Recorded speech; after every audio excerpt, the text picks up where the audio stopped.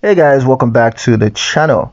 In today's video, I'm going to show you how to record barter transactions in QuickBooks. A barter transaction occurs when you exchange goods or services without using money. QuickBooks can track these using barter bank accounts. So let me show you how to do this. Now the first step is to create a barter bank account.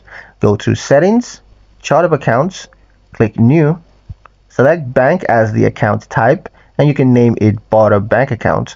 And once that's done, save.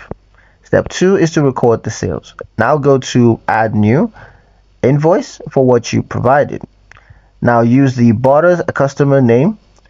Post payments to barter bank account instead of a regular bank account. Next is to record the purchase. Go to Plus New, and then Expenses for what you received, and then select barter bank account as the payment account.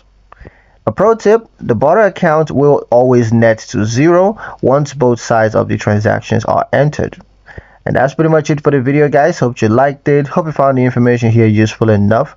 If you did, like, share, and subscribe for more helpful tutorials. Thank you guys for watching, and I'll see you in the next one.